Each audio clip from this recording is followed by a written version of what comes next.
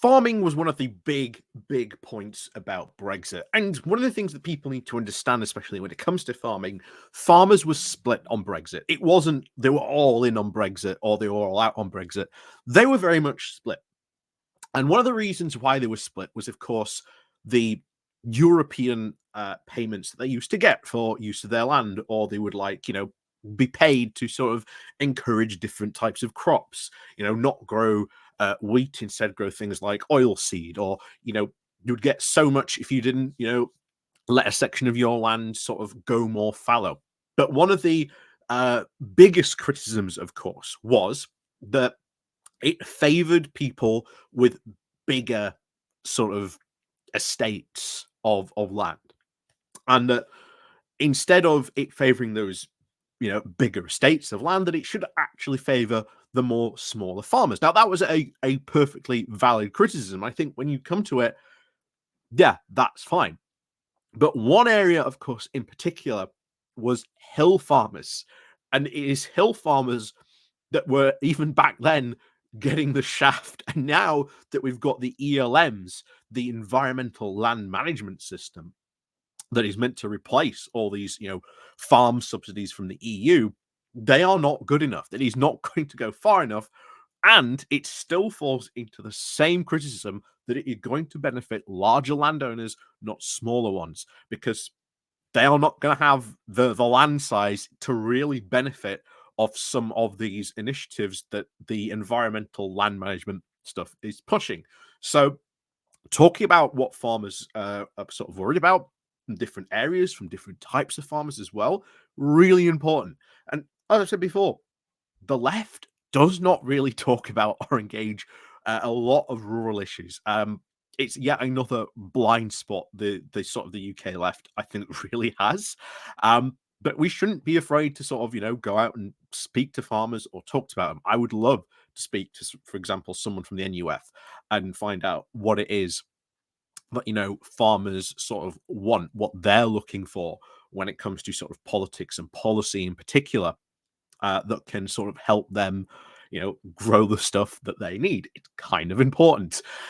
So we're going to have a look at, unfortunately, a story from Lancashire farmers who are now fearing that because of these changes in the subsidy system to the ELM system, that they are now fearing they might go out of business because of Brexit, because of these changes, because again, they were promised something better, that these systems would, that those in European subsidies will be replaced with something better, and they haven't. They've been actively replaced with something a lot worse.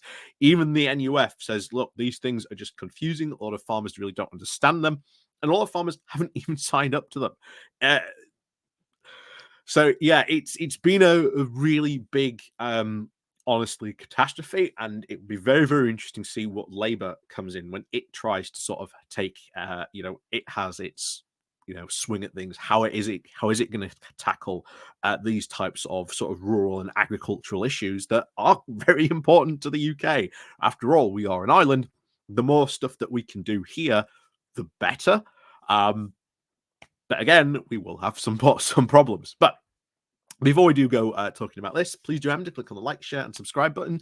Also, down below, there are links to my Patreon page, the one-off donation link called Buy Me Coffee, where you can all buy me coffee, the YouTube thank you button, and of course, the Pony Club as well down below. And of course, remember, it is Wednesday, so you will have, of course, new Pony Club videos for, of course, the YouTube members and, of course, the Patreon members as well. So, let's go diving on into this. This comes from the BBC, with Lancashire farmers fear they will go out of business post-Brexit. An Upland farmer is worried that she will go out of business after the loss of income has now left her farm treading water. Changing to subsidies since the UK left the European Union has now seen support for some farms fall by 37%, the National Union of Farmers, the NUF, has said. So think about that. The level of support that they used to get from the original EU subsidy system, which, again, was not perfect, but better than nothing. And it was actually pretty good, did benefit farmers. Again, there were valid criticisms of it.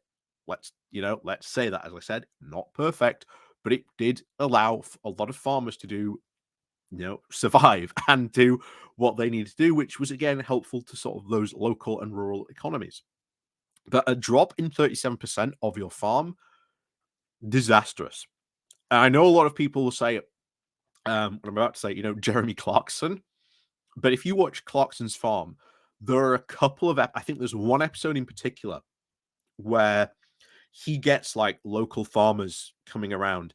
And I really wish they had sort of shown more of that, because you get these local farmers talking about the problems that they are facing, and a lot of them are Brexit related. A lot of them are Brexit related. They don't say it, but if you've been following this, you know what they're talking about. A lot of it's Brexit related, but there you go. So anyway, Helen Drinkhall, a beef and sheep farmer, Neil Chorley, says that it's really hard to plan and invest to know where to take the business. The government has said that it will introduce new options for farmers in the summer. Most upland farmers in the UK are only suitable for raising cattle, sheep, and are often made of semi-natural habitats, usually rough grassland, heather, and moorland bogs. So, as I said, if you're an upland farmer, you can only go cattle or sheep. You can't really go, um, for your sort of, standard crops. If you're an upland farmer, it's sheep wool or milk or, meat from these types of animals. That's it. So you are very, very limited to what you can do. So when the UK was in the EU, upland farmers received the basic payment scheme of support, which was then replaced by the Environmental Land Management Scheme, or the ELAMS, now offering farmers an increase in payment rates if they produced more food sustainably and implemented environmental protection schemes. But Ms. Dinkhall says that the old payment scheme was phased out before the new one was ready, now limiting the options for upland farmers. Yep, because again, they spent all this time not planning for this. And this has left a lot of farmers not even knowing that what they could do, not even signing up for it, because they don't even know or really understand what's being offered by the ELAM scheme. And this is the government's fault. She would like to plant trees, but she was told that her land is not suitable. She said the future of the farm is now in the hands of people designing the schemes, which is quite a scary thought. Farmer Thomas Burns and the NUF Upland's former chair from Ribble Valley said that we've been lobbying very hard for the last 2 years not to disenfranchise upland farming on the basis that it's just too it's a little bit just too difficult to try and deal with at this stage.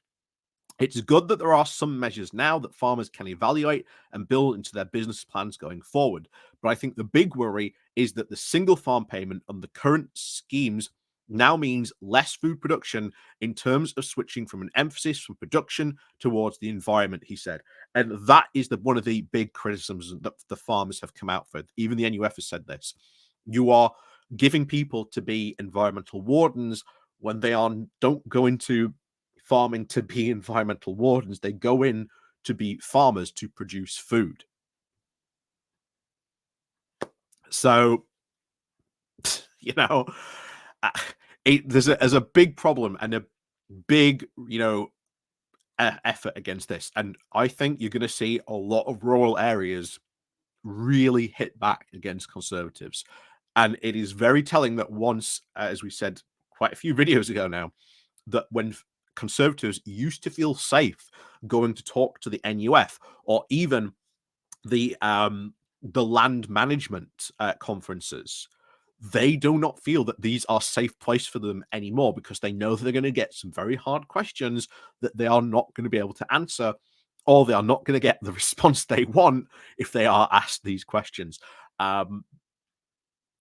So yeah, they've done a runner from these types of spokesperson and conferences. So it's very, very telling.